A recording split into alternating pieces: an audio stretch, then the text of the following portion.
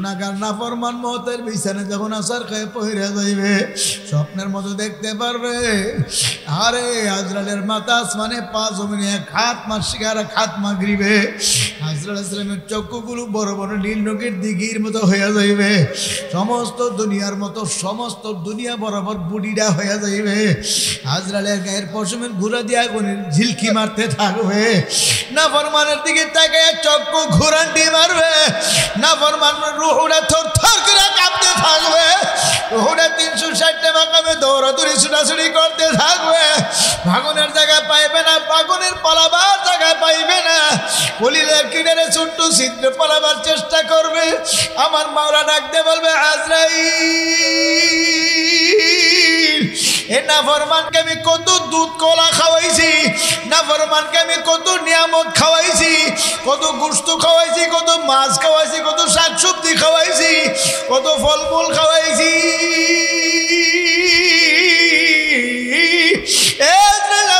আমার নিয়ামত খাইয়া আমার নিয়ামত লইয়া ভোগ করিয়া নাফরমান আমার হুকুম মানে নাই আমি ফজরের সময় ডাকছি নাফরমানকে পাই নাই আমি জোহরের সময় ডাকছি নাফরমানকে পাই নাই আমি আসরে ডাকছি নাফরমানকে পাই নাই মাগরিবে ডাকছি পাই নাই আমি এশায় ডাকছি নাফরমানকে পাই নাই আমি রমজানে ডাকছি পাই নাই আমি হজের সময় ডাকছি পাই নাই ওরে আজরাইল নাফরমান রে ধর হুকুম করে সঙ্গে সঙ্গে মুখের ভিতরে হাত ঢুকাইয়া রুহুর মধ্যে এমন ভাবে নখ ডাবাইয়া খপ করে ধরিয়া এমন জোরে টান মারবে কলিজার নারী বড়ি ঠাস ঠাস করে সিরিয়া ফালাবে এমন সিরিয়া ছিঁড়েবে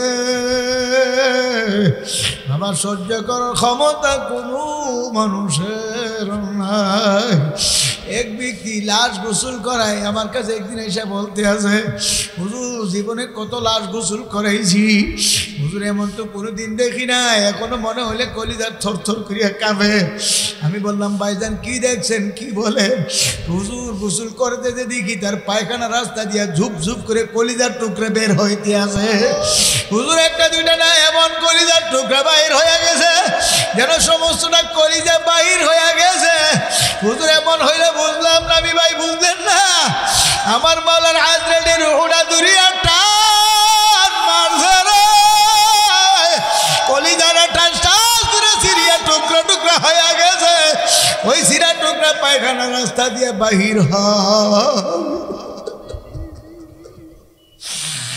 সহ্য করার ক্ষমতা কোনো মানুষের নাই হে বাবারা হে মুরব্বীরা হে যুবকেরা আমি চরমনা আল্লাহর কুতুবের পক্ষ থেকে একটা রাখাল আপনাদের কাছে চলিয়ে আসছি পায়ের নিচে হাত রেখে বলিয়া ধইয়া যায় ফেরো ফেরো ফেরো আমার মাওলার দরবারে ফেরো এখনো সমাজে ফেরো মাওলার কাছে মাফ চাও চোখের পানি ছাড়ো কান্দো আল্লাহর হাবিব বলে মাম্বা কামিন খাশিয়াতিল্লাহি হারামাল্লাহু তিলকাল আইনা আলান নার মাওলার ভয়ে জাহান্নামের ভয়ে যে চোখ দিয়া কাঁদবে পানি আসবে আমার মাওলা চোখের জন্য জাহান্নামের আগুন হারাম করিয়া দিবে এই চোখের পানি আমার মাওলার কুদরতি হাত দিয়া মুছিয়া মুছিয়া জমা করিয়া রাখে বন্দা যখন কাঁদবে হাও ভাও করিয়া কাঁদবে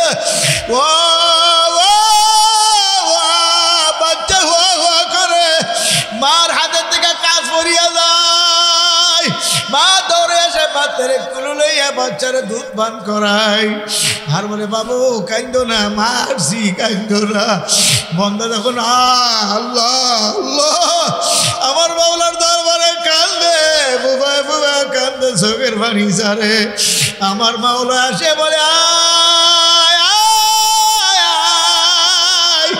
এ বন্দা কান্দিস না আমি তোর মালিক তোর কাছে হাজির তুই আর কান্দিস না আমার মাওলা চোখের পানি মুছিয়া মুছিয়া জমা করিয়া রাখে যেদিন কিয়ামতের ময়দান কায়েম হইবে যে সূর্যটা 9,30,00,000 মাইল পরে এই সূর্যটা কিয়ামতের ময়দানে উপভোর করে ছাইরা দিবে আমার মাওলার আশেক পাগলদের আরশের নিচে ছায়া দিবে আর নাফরমানরা কোনো ছায়া পাইবে না, গুনাহগাররা ছায়া পাইবে না। এদের উপর ভোর করে সূর্য সারিয়া দিবে, সূর্যের মুখটা নিচের দিকে দিবে, পিঠ উপরের দিকে দিবে, মুখ দিয়ে হা হা করে সূর্যের এমন গরম তাপ আসতে থাকবে, সূর্যের তাপে জমিটা পড়তে পড়তে তামা হয়ে যাইবে।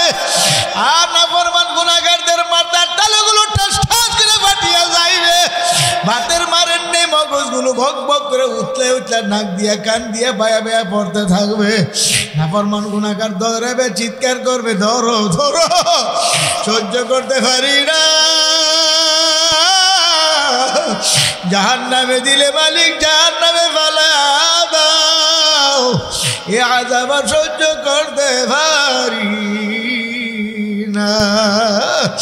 আরে 1,02,24,000 পয়গম্বর এই জাহান্নামের অবস্থা দেখিয়া, কিয়ামতের ময়দানের বিভীষিকার অবস্থা দেখিয়া, নাফরমানদের চিৎকারের দৌড়াদৌড়ি দেখিয়া আমার মাওলার দরবারে সেজদা করিয়া কাঁদতে, ইয়া রব্বি নাফসি, ইয়া রব্বি নাফসি, আল্লাহ আমার উপায় কি, আমারে বাঁচাও, আল্লাহ আমার বাঁচাও। ইয়াকুল আদম সফিউল্লাহ নাফসি নাফসি, ওয়া ইয়াকুল ইব্রাহিম খলিলুল্লাহ নাফসি নাফসি, ওয়া ইয়াকুল ইসমাঈল সফিউল্লাহ নাফসি নাফসি। আলহামদুলিল্লাহ বলবো, আমল নামায় নেক জমা হইতে থাকবে।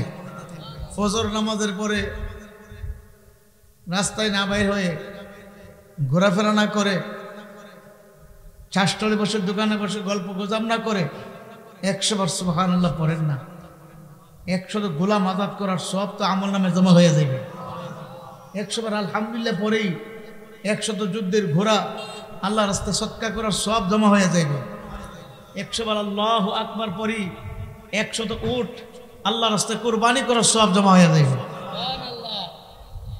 কতক্ষণ লাগবে সময়? 100 বার সুবহানাল্লাহ পড়তে, 100 বার আলহামদুলিল্লাহ পড়তে, 100 বার আল্লাহু আকবার পড়তে, 200 বার লা ইলাহা ইল্লাল্লাহ পড়তে আর কতক্ষণ সময় লাগবে? 15-20 মিনিট। এই 15-20 মিনিট সময় জিকির করবেন। জিকির করতে করতে, ওয়াজিফা আদায় করতে করতে সূর্য উঠে পরিষ্কার হয়ে গেছে। 2 রাকাত করে 4 রাকাত এশাকের নামাজ পড়ে যান না, আমল নামায় একটি কবুল হজ এবং একটি কবুল উমরার সওয়াব জমা হয়ে যাবে। কিয়ামতের ময়দানে আমল নামা আসবে ডাইন হাতে। আমল নামার মধ্যে দেখবেন হাজার হাজার হজ উমরার সওয়াব। মালিক আমি তো হজ উমরা করি নাই, আমার আমল নামে এত হজ উমরার সওয়াব কিভাবে আসলো? তখন আল্লাহ বলবেন, প্রত্যেক দিন ফজরের পরে ওয়াজিফা করতে করতে যখন সূর্য উঠে পরিষ্কার হয়ে গেছে, এশাক পড়ছিলাম, বলে হাফ পড়ছিলাম, এই এশাকের নামাজের সওয়াব তোমার আমল নামায় এই হজ উমরার সওয়াব দিচ্ছে। তুমি 20 বছর আদায় করছো, তোমার হিসাব নাই, আমি মাওলা হিসাব রাখছি। তুমি 25 বছর আদায় করছো, তুমি 23 বছর আদায় করছো, তুমি 30 বছর আদায় করছো, তুমি 29 বছর আদায় করছো, তুমি 50 বছর আদায় করছো, তোমার হিসাব নাই, আমার কাছে হিসাব আছে। মাগরিবের নামাজের পরে কোনো কাজ না থাকলে চাষটলে বসে গল্প গুজব না করে 2 রাকাত করে 6 রাকাত আওয়াবিন নামাজ পড়ি। কতক্ষণ সময় লাগবে? আর এই 6 রাকাত আওয়াবিন পড়তে আর কতক্ষণ সময় লাগবে? একটু সময় আওয়াবিন নামাজ পড়ি, আমল নামায় 1 বৎসর 1 যুগ 12 বৎসর 1 যুগ 12 বৎসর ইবাদত করার সওয়াব আমল নামায় জমা হয়ে যায়। প্রত্যেক দিন পড়তে থাকি সুবহানাল্লাহ।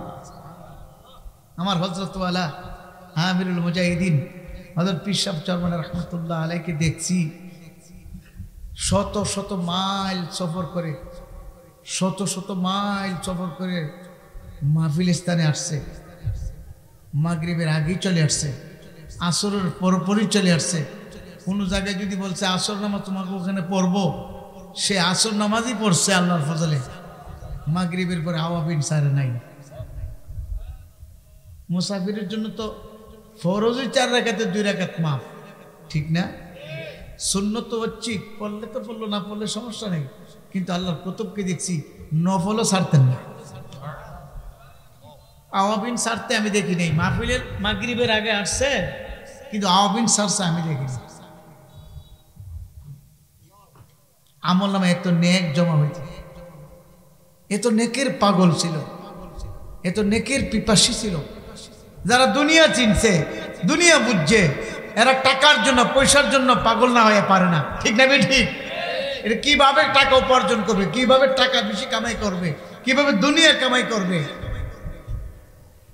ঠিক। আর যারা আখিরাত চিনছে, আখিরাত বুঝছে, ঠিক তারাও কিভাবে নেক বেশি কামাই করবে। যারা আখিরাত চিনছে, আখিরাত বুঝছে, তাদের ফিকির কিভাবে যত বেশি নেক কামাই করা যায়, কিভাবে যত বেশি নেক কামাই করা যায়, বেশি বেশি নেক কামাই করার পাগল। বলে এত নেক কি বেশি বেশি কামাই করলে লাভ কি? কত লাভ পরকালে গেলে বুঝবা, এখন বুঝবা না।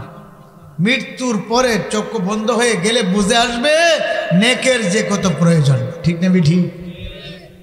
দুনিয়াতে যার ধন সম্পদ বেশি, অর্থ সম্পদ বেশি, দুনিয়াতে তার প্রভাব বেশি, তার ক্ষমতা বেশি, ঠিক না? তাকে মানুষ মূল্যায়ন করে, দাম দেয়, তার জন্য চেয়ার ছাইরা দেয়। ঠিক আখিরাতে যার নেক বেশি থাকবে, আল্লাহ তাআলা আরশে আজিমের নিচে তার জন্য বড় সিংহাসন, বড় কুরসি, বড় চেয়ার দিয়ে দিবে। আখিরাত। কিন্তু মুসলমান হওয়ার পরও কেন নামাজ পড়ে না, মুসলমান হওয়ার পরও কেন রোজা রাখে না, মুসলমান হওয়ার পরও কেন নেক আমলের দিকে অগ্রসর হয় না? কারণ আখিরাতের বুঝ নাই, দিনের বুঝ নাই। ঠিক না? দুনিয়ার বুঝ আছে, দিনের বুঝ নাই। চরমনার মরহুম আল্লাহর কত বলতেন, দিনের বুঝ যদি থাকতো একজন মুসলমান নামাজ না পড়ে পারত না। দিনের বুঝ যদি থাকতো একজন মুসলমান রোজা না রাখে পারত না। দিনের বুঝ যদি থাকতো একজন মুসলমান দিনে মজলিসে না আসা পারত না। এই এলাকায় যারা বসবাস করে সবাই আসছে, কথা কই না? আসছে সবাই। যদি আসতো এই প্যান্ডেলে জায়গা হইতো, এরকম 10টা প্যান্ডেলও জায়গা হইতো না। তাহলে আসো না কেন? বুঝ নাই, এই মজলিসের কদর বুঝে না। ঠিক না? এই মজলিসে আসলে যে কি লাভ হইতো এটা বুঝে নাই। যদি বুঝতো পাগলের মতন চলে আসতো। এই যে আপনারা আসছেন, আপনাদের কি লসে পড়ছেন? ঠকছেন? আমল নামে নেক জমা হবে না? এক একটা নেকের মূল্য কত? আল্লাহর হাবিব সাল্লাল্লাহু আলাইহি ওয়াসাল্লামকে সাহাবায়ে কেরাম বলেন, হুজুর এক একটা নেকের মূল্য কত? আল্লাহর হাবিব সাল্লাল্লাহু আলাইহি ওয়াসাল্লাম উহুদ পাহাড়কে দেখায় বললেন, হে আমার সাহাবারা, উহুদ পাহাড়ের দিকে তাকায় দেখো, তামাম উহুদ পাহাড় যদি স্বর্ণ হয়ে যায়, তামাম স্বর্ণ বিক্রি করেও একটা নেকের মূল্য হবে না। বাজান উহুদ পাহাড়টা প্রায় 7 থেকে 8 কিলোমিটার লম্বা হবে, প্রায় 4 কিলোমিটারের মতো ফাঁস। এত উঁচা পাহাড়কে যদি স্বর্ণ বানিয়ে দেওয়া হয়, তামাম স্বর্ণ বিক্রি করলে নেকের মূল্য হবে না। সাহাবারা বলে, হুজুর এক একটা নেকের ওজন কত, ভার কত? আল্লাহর হাবিব বলেন, এই উহুদ পাহাড় যদি এক পাল্লার মধ্যে রাখো, আর তোমার একটা নেক যদি অপর পাল্লাই রাখো, তোমার নেকের পাল্লাটা ভারী হয়ে যাইবে। সবাই জোরে বলেন সুবহানাল্লাহ। এই যে সুবহানাল্লাহ বলছি, আল্লাহর হাবিব সাল্লাল্লাহু আলাইহি ওয়াসাল্লাম বলছেন, বেহেশতের মধ্যে একটা গাছ হয়ে যাইবে, আবার আরেকটা গাছ হয়ে গেল, আর একটা গাছ হয়ে গেল, এরকম যত বলবো তত একটা করে গাছ রোপণ হইবে। এছাড়া আল্লাহর হাবিবের অন্য রাওয়ায়াতের মধ্যে আছে, আসমানে যত ফাঁকা জায়গা আছে সমস্ত ফাঁকা জায়গা নেক দিয়ে পূর্ণ হয়ে যায়। সবাই জোরে বলেন সুবহানাল্লাহ। আবার নেকের আমল যার যত বেশি থাকবে, আমার মালিক তার উপর তত সন্তুষ্ট থাকবে, খুশি থাকবে। আল্লাহ যত বেশি নেক আমল করতে পারবো, তত আখিরাতের মধ্যে আমি ধনী হয়ে উঠতে পারবো। এ আল্লাহর বান্দারা, আল্লাহর ওলিদের জীবনী তালাশ করলে দেখা যায় আল্লাহর ওলিরা শৈশবকাল থেকে ইবাদত বন্দেগী করে। রশিদ আহমদ গঙ্গী রহমাতুল্লাহ আলাইহি আজান 12 বছর বয়সে তো আল্লাহওয়ালা হয়ে গেলেন। সুবহানাল্লাহ। এ আল্লাহর বান্দারা, এরকম আল্লাহু আকবার। হাকিম মোহাম্মদ থানভী রহমাতুল্লাহ আলাইহি শৈশবকালে আল্লাহওয়ালা হয়ে গেলেন। হযরত জাকারিয়া সাহেব রহমাতুল্লাহ আলাইহি শৈশবকালে আল্লাহওয়ালা হয়ে গেলেন। এদের জীবনী তালাশ করলে দেখা যায় নাবালক অবস্থায় থেকে আমার আল্লাহওয়ালা হয়ে গেল। তাহাজ্জুদ আওবিনার শাহ কোনো নামাজ তারা সারে নাই, জিকির আজকার অধিকার কোরআন তালাওয়াত সারে নাই। আল্লাহু আকবার। হাফিজুর রহমাতুল্লাহ আলাইহির জীবনী পড়ে দেখেন কোনো একটা মুহূর্ত আমার মাওলার জিকির ছাড়া জবান খালি ছিল না, সর্বাবস্থায় মাওলার জিকিরে থাকতো।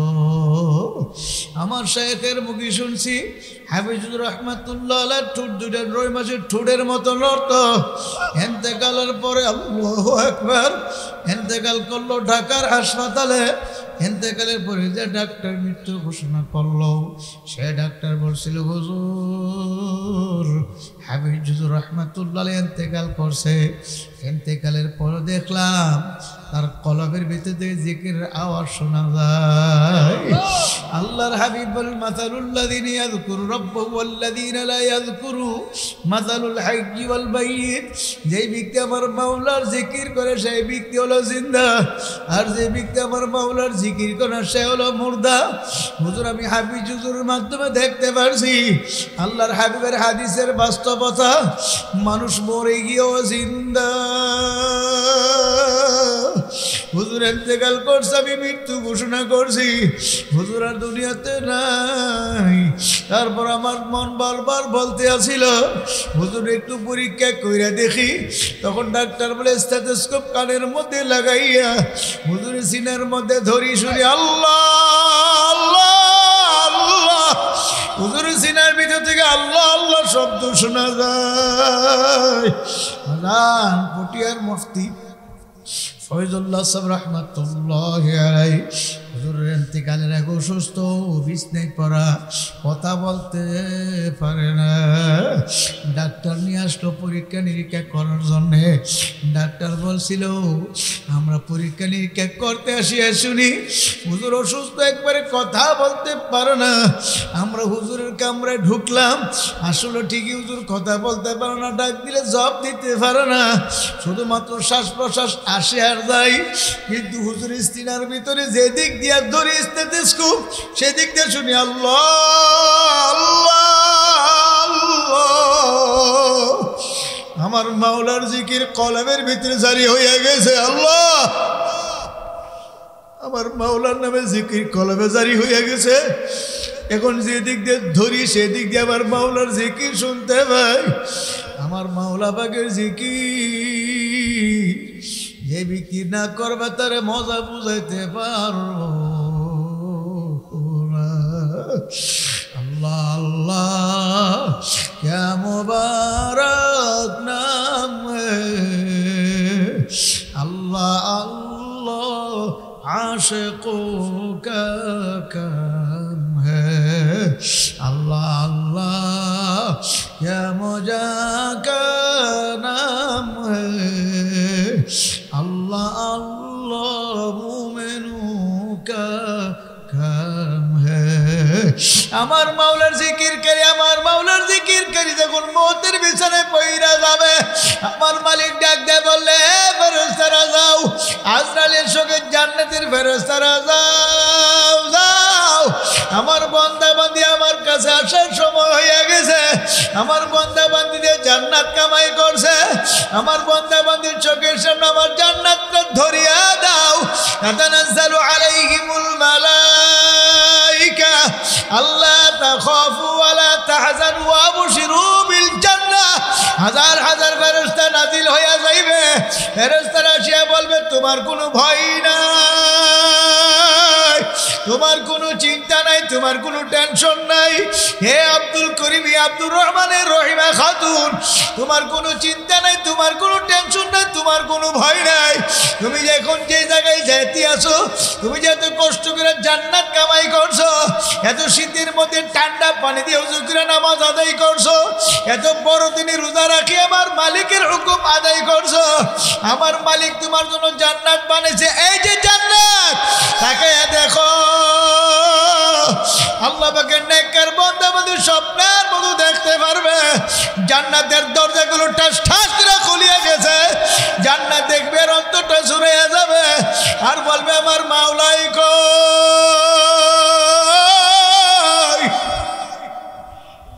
আমার মাওলা কই। আমার মাওলার পাওয়ার জন্য কত নামাজে দৌড়াইছি, আমার মাওলার পাওয়ার জন্য কত হালকাই দৌড়াইছি, আমার মাওলারে পাওয়ার জন্য কত আস্তেমাই দৌড়াইছি, আমার মাওলারে পাওয়ার জন্য কত চর্বনাই দৌড়াইছি, শায়েখদের মাহফিলে দৌড়াইছি।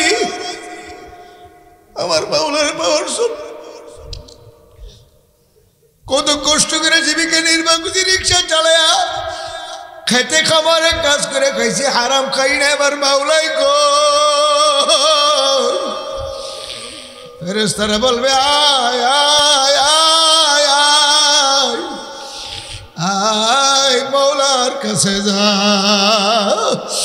আল্লাহ পাকে নেককার বান্দা বান্দির জান কবজ হয়ে যাবে, টেরো করতে পারবে না। আল্লাহ আপনি আমাদের কবুল করিয়ে নেন। আল্লাহ পাকের নেককার বান্দা বান্দির ওরা জান্নাতে চলিয়ে যাবে, ইল্লিনে চলিয়ে যাইবে। আল্লাহ আপনি আমাদের কবুল করিয়ে নেন। আর নাফরমানি করিয়া, খোদা না খাস্তা নাফরমানি করিয়া, সুদ খাইয়া, ঘুষ খাইয়া, হারাম খাইয়া, বেপরদা চলিয়া, জিনে বেবিচারি করিয়া, এক কথা গুনার গাটি নিয়ে যদি মহতের বিছানা আসা খাইয়া পড়িয়া যাও, বাবা আমার কথা না, মোল্লা মলিবির কথা না, আমার মাওলার কথা, আমার নবীর কথা শুনে থইয়া যায়। মানবেন না মানবেন আপনি বুঝবেন, আর আপনার মাওলাই বুঝবে। আমাদের বল আমরা বলিয়া থইয়া যায়। আল্লাহ গুনাহগার নাফরমান মওতের বিছানে যখন আসার খেয়ে পইরা যাইবে, স্বপ্নের মতো দেখতে পারবে আরে আজরাইলের মাথা আসমানে, পা জমিনে, এক হাত মাসিক আর এক হাত মাগরিবে। আজরাইল ইসলামের চক্ষুগুলো বড় বড় নীল নগের দিঘির মতো হইয়া যাইবে, সমস্ত দুনিয়ার মতো, সমস্ত দুনিয়া বরাবর বুড়িটা হইয়া যাইবে। আজরাইলের গায়ের পশমের ঘুরা দিয়া আগুনের ঝিলকি মারতে থাকবে। নাফরমানের দিকে তাকায় চক্ষু ঘুরান্টি মারবে, নাফরমানের রূহটা থরথর করে কাঁপতে থাকবে, রূহটা 360 মাকামে দৌড়াদৌড়ি ছুটাছুটি করতে থাকবে। ভাগনের জায়গা পাইবে না, ভাগনের পালাবার জায়গা পাইবে না, কলিজার কিনারে ছোট্ট ছিদ্র পালাবার চেষ্টা করবে। আমার মাওলা ডাকতে বলবে আজরাইল, এ নাফরমানকে আমি কত দুধ কলা খাওয়াইছি, নাফরমানকে আমি কত নিয়ামত খাওয়াইছি, কত গোশত খাওয়াইছি, কত মাছ খাওয়াইছি, কত শাকসবজি খাওয়াইছি, কত ফলমূল খাওয়াইছি।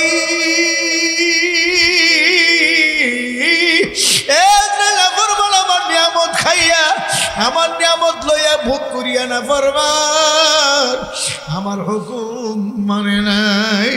আমি ফজরের সময় ডাকছি নাফরমানকে পাই নাই, আমি জোহরের সময় ডাকছি নাফরমানকে পাই নাই, আমি আসরে ডাকছি নাফরমানকে পাই নাই, মাগরিবে ডাকছি পাই নাই, আমি এশায় ডাকছি নাফরমানকে পাই নাই, আমি রমজানে ডাকছি পাই নাই, আমি হজের সময় ডাকছি পাই নাই। ওরে আজরাইল নাফরমান রে ধর, হুকুম করে সঙ্গে সঙ্গে মুখের ভিতরে হাত ঢুকাইয়া রুহুর মধ্যে এমন ভাবে নখ ডাবাইয়া খপ করে ধরিয়া এমন জোরে টান মারবে, কলিজার নারী বড়ি ঠাস ঠাস করে সিরিয়া ফালাবে, এমন সিরিয়া ছিঁড়েবে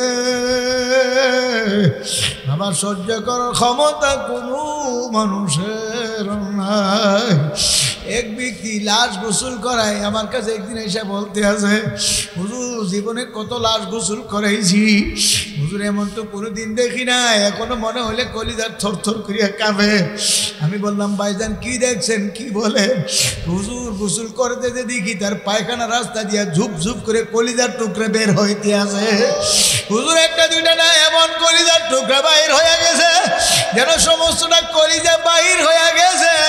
হুজুর এমন হইলে বুঝলাম না। আমি ভাই বুঝলেন না, আমার মাওলার আজরাইলের রূহটা দুরিয়া টান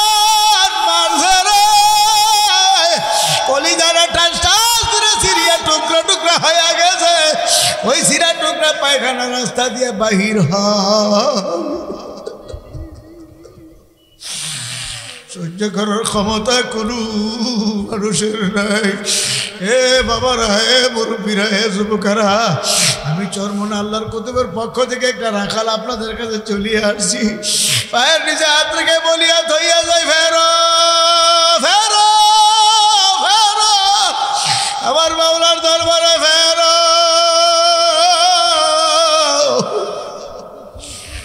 এখনো সমাজে ফেরো, মাওলার কাছে মাফ চাও, চোখের পানি ছাড়ো, কান্দো। আল্লাহর হাবিব বলে, মাম্বাকা মিন খাশিয়াতিল্লাহি হারামাল্লাহু তিলকাল আইনা আলান নার। মাওলার ভয়ে, জাহান্নামের ভয়ে যে চোখ দিয়া কাঁদবে, পানি আসবে, আমার মাওলা চোখের জন্য জাহান্নামের আগুন হারাম করিয়া দিবে। এই চোখের পানি আমার মাওলার কুদরতি হাত দিয়া মুছিয়া মুছিয়া জমা করিয়া রাখে। বন্দা যখন কান্দে, হাও ভাও করিয়া কান্দে, বাচ্চা হুয়া হুয়া করে মার হাতের থেকে কাজ পড়িয়া যায়। মা দৌড়ে এসে বাচ্চারে কুলো লইয়া বাচ্চারে দুধ পান করায়, আর বলে, বাবু কাইন্দো না, মারছি, কাইন্দো না। বন্দা যখন আল্লাহ আল্লাহ আমার মাওলার দরবারে কান্দে, বুবায় বুবায় কান্দে, চোখের পানি ছাড়ে, আমার মাওলা আসে বলে, আয় আয় আয়, এ বন্দা কান্দিস না, আমি তোর মালিক, তোর কাছে হাজির, তুই আর কান্দিস না। আমার মাওলা চোখের পানি মুছিয়া মুছিয়া জমা করিয়া রাখে।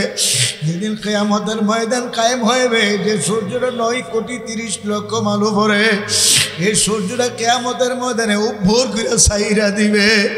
আমার মাওলার আশেক পাগলদের আরশের নিচে ছায়া দিবে, আর নাফরমানরা কোনো ছায়া পাইবে না, গুনাহগাররা ছায়া পাইবে না। এদের উপর উপভোর করে সূর্য সারিয়া দিবে। সূর্যের মুখটা নিচের দিকে দিবে, পিঠ উপরের দিকে দিবে, মুখ দিয়ে হা হা করে সূর্যের এমন গরম তাপ আসতে থাকবে। সূর্যের তাপে জমিটা পড়তে পড়তে তামা হয়ে যাইবে, আর নাফরমান গুনাহগারদের মাথার তালুগুলো ঠাস ঠাস করে ফাটিয়া যাইবে। ভাতের মারের নেই, মগজগুলো ভক ভক করে উতলে উতলে নাক দিয়ে কান দিয়ে বায়া বায়া পড়তে থাকবে। নাফরমান গুনাহগার দৌড়াবে, চিৎকার করবে, ধরো ধরো, সহ্য করতে পারি না, জাহান্নামে দিলে মালিক, জাহান্নামে ফেলা দাও, এ আযাব সহ্য করতে পারি না। আরে 1,02,24,000 পয়গম্বর এই জাহান্নামের অবস্থা দেখিয়া, কিয়ামতের ময়দানের বিভীষিকাম অবস্থা দেখিয়া, নাফরমানদের চিৎকার আর দৌড়াদৌড়ি দেখিয়া, আমার মাওলার দরবারে সেজদা করিয়া কাঁদে, ইয়া রব্বি নাফসি, ইয়া রব্বি নাফসি। আল্লাহ আমার উপায় কি, আমারে বাঁচাও, আল্লাহ আমার বাঁচাও। ইয়াকুল আদম সাবিউল্লাহ নাফসি নাফসি, ওয়া ইয়াকুল ইব্রাহিম খলিলুল্লাহ নাফসি নাফসি, ওয়া ইয়াকুল ইসমাঈল সাবিউল্লাহ নাফসি নাফসি, ওয়া ইয়াকুল মূসা কালিমুল্লাহ নাফসি নাফসি, ওয়া ইয়াকুল ঈসা রূহুল্লাহ নাফসি নাফসি। সবাই নাফসি নাফসি বলে কাঁদতে থাকবে। একমাত্র আমার আপনার নবী উম্মতের কান্ডের রহমাতুল লিল আলামিন এখনো রোজা মুবারকে উম্মতি উম্মতি কইয়া কাঁদতে আছে। আল্লাহ এখনো উম্মতি উম্মতি কইয়া কাঁদতে আছে। সেই নবী কিয়ামতের ময়দানে উঠতে আমার মাওলার কুদরতি ভাইয়ের সাজদা দিয়ে পড়বে আর বলবে, ইয়া রব্বি হাবলি উম্মতি, ইয়া রব্বি হাবলি উম্মতি। মালিক আমার ইতিম উম্মতের উপায় কি, আমার উম্মতকে বাঁচাও, আল্লাহ আমার উম্মতকে বাঁচাও। আমার মালিক বন্ধুর কান্না সহ্য করতে পারবে না। আমার মালিক বলবে, জিবরাইল আমার বন্ধুর কাছে যাও, আমার বন্ধু কাঁদে, আমি কেমনে সহ্য করি। আমার বন্ধু তাইফের ময়দানে কাঁদছে, উহুদের ময়দানে কাঁদছে, এখন আমার বন্ধুর কাঁদনে আরশটা থরথর করে কাঁপতে আছে, আরশে আযমের ফেরেশতারা কাঁদে। এ জিবরাইল আমার বন্ধুর হাতে পানিটুকু দিয়ে বলো আমার বন্ধুর উম্মতের জন্য হাদিয়া পাঠাইছি আর যেন না কান্দে। মাথা মুবারক উঠে আমার বন্ধু যেন পানি জাহান্নামের গায়ে ছিটাইয়া দে। জিবরাইল আমিন এসে বলবে ইয়া রাসূলুল্লাহ আর কাঁদেন না, মাথা মুবারক উঠান, আপনার উম্মতের জন্য আল্লাহ হাদিয়া পাঠাইছে। আল্লাহর হাবিব স্বস্তির শ্বাস মুবারক বলে মাথা মুবারক উঠাইয়া আল্লাহর হাবিব বলে জিবরাইল কি হাদিয়া? বলে ধরেন পানি জাহান্নামের গায়ে ছিটাইয়া দেন। আল্লাহর হাবিব আলাইহিস সালাম জাহান্নামের গায়ে পানি ছিটাইয়া দিলে জাহান্নাম কেট কেট করে পিছাইয়া যাবে। কিয়ামতের ময়দানে সূর্য ধেপ করে ঠান্ডা হয়ে যাইবে। আল্লাহর হাবিব বলবে মাবুদ গো এ পানি কোন রহমতি বরকতি পানি, যে পানি দিয়ে ছিটা দেওয়ার পরে জাহান্নাম পিছাইয়া গেল, অথচ জাহান্নামের গায়ে 70,000 শিকল লাগাইয়া এক এক শিকলে 70,000 ফেরেশতারা দড়িও রাখতে পারে না। এটা কোন রহমতি বরকতি পানি? আমার মাওলা বলবে বন্ধু কোন রহমতি বরকতি পানি না, এ পানি তোমার গুনাহগার এতিম উম্মতের চোখের পানি। তোমার উম্মতের আমার ভয়, আমার জাহান্নামের ভয় চোখের পানি ফেলে কাঁদছে। আমার কান্দি না বন্ধা বাঁধি চোখের পানি আমার কুদরতি হাত দিয়ে মুছিয়া জমা করে রাখছি। দুনিয়ার বারে বারে আগুন লাগলে পানি ছাড়া নিবানো যায় না। আমার আপনার গুনার কারণে জাহান্নামের আগুন জ্বলছে, চোখের পানি ছাড়া ঠান্ডা হবে না। আমার আপনার চোখে পানি আসে না, কান্না আসে না। আল্লাহর প্রতিবেশী জীবনী তালাশ করে দেখেন তারা কত কান্দন কাঁদছে। সৈয়দ ফজলুল করিম রাহমাতুল্লাহ আলাইহি কাঁদতে কাঁদতে চরমনার জমিনে ঘুমায়া রইছে। ইসহাক রাহমাতুল্লাহ আলাইহি কাঁদতে কাঁদতে চরমনার জমিনে ঘুমায়া রইছে। সফর করে বাড়িতে ছেলে মেয়ে নিয়ে কি দোস্তরে খাইতেন। একদিন আল্লাহর কুতুব খানার জন্য বসছে, খানা আসতে দেরি হয়। হুজুর বলল বাবা ফজলুল করিম তোমরা বসো, তোমার আম্মা জান দেরি করে কেন, আমি একটু দেখে আসি। হুজুর হাতে হাতে পাক করে দরজার সামনে যায়, দেখে হুজুরের বিবি চুলার আগুনের দিকে ছায়া ছায়া কান্দে। হুজুর বলে বিবি আপনি কাঁদবেন কেন? লাকড়ি চুলা পাক করতে কষ্টের জন্য কান্দে। আরে আমার মাশূক রে, তুমি যদি মাফ না করো এ আগুন কেমনে সহ্য করব? যাদের নামাজ কাজা নাই, এমনকি তকবীর উলাও ছুটে নাই, তারা যদি আমার মাওলার ভয়ে জাহান্নামের ভয়ে এমন ভাবে কাঁদতে পারে, আমার আপনার চোখে কেন পানি আসে না? বাবা কলমটা পাথরের চেয়ে বড় শক্ত হয়ে গেছে। এই শক্ত পাথরিয়া দিলে এমনি নরম হইতে চাই না। এই কলমকে নরম করার জন্য আমার মাওলার ডাকার মতো ডাকা লাগবে। যদি আমার মাওলার জিকির করার মতো করতে পারি, কলম নরম না হয় আবার লা ইলাহা ইল্লাল্লাহ, লা ইলাহা ইল্লাল্লাহ, লা ইলাহা ইল্লাল্লাহ, লা ইলাহা